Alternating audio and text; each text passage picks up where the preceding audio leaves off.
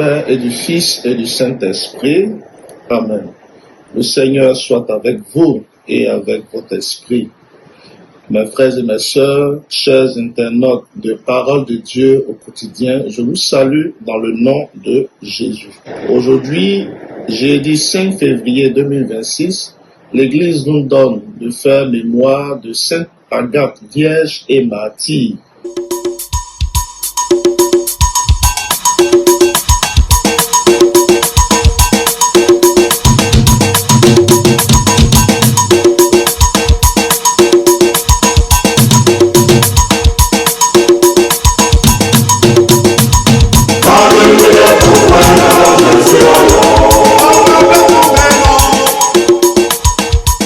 Les textes de ce jour nous donnent d'entendre les dernières paroles du roi David à son fils Salomon, qui lui succédera au trône.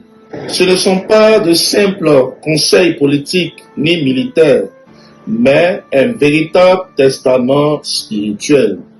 David dit à son fils: « Sois fort, sois un homme, observe ce que le Seigneur ton Dieu te demande, marche dans ses chemins. » David sait qu'il va mourir, mais il est en paix, car il transmet l'essentiel à son fils Salomon, la fidélité de Dieu. Le vrai héritage qu'il laisse à son fils, ce n'est pas le trône, mais la fidélité à la loi du Seigneur. Et cette fidélité à la loi permettra à Salomon de régner dans la paix. La foi, mes frères et mes sœurs, ne se garde pas pour soi. Elle se transmet par la parole et surtout par le témoignage et l'exemple de vie.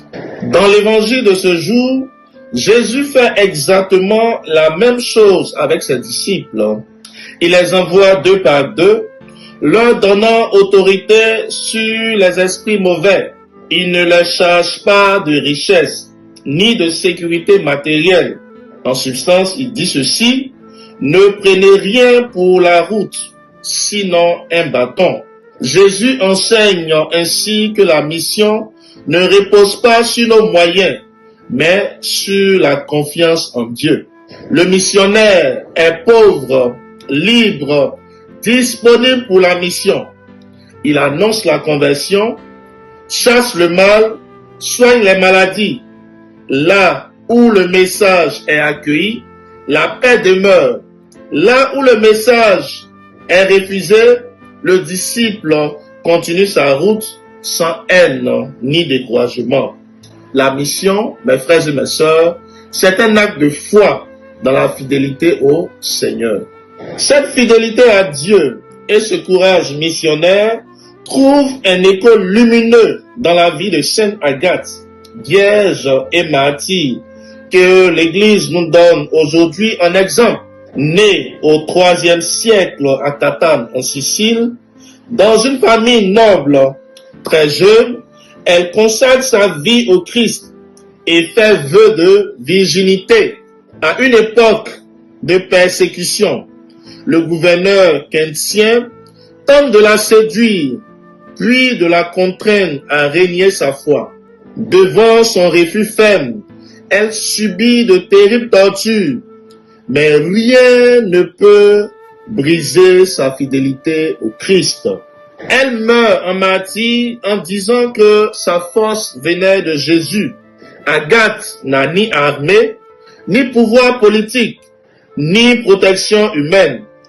Elle avait seulement une foi profonde comme héritage, une liberté intérieure et un amour total pour le Christ. Comme les apôtres envoyés par Jésus, elle n'avait rien pour la route, sinon Dieu seul. Et comme David, elle est restée fidèle jusqu'au bout.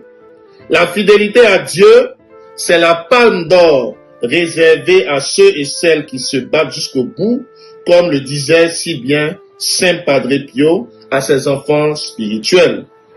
Mes frères et mes sœurs, que l'exemple de Sainte Agathe nous aide à vivre une foi courageuse et cohérente et à demeurer fidèle au Seigneur jusqu'au bout. Amen.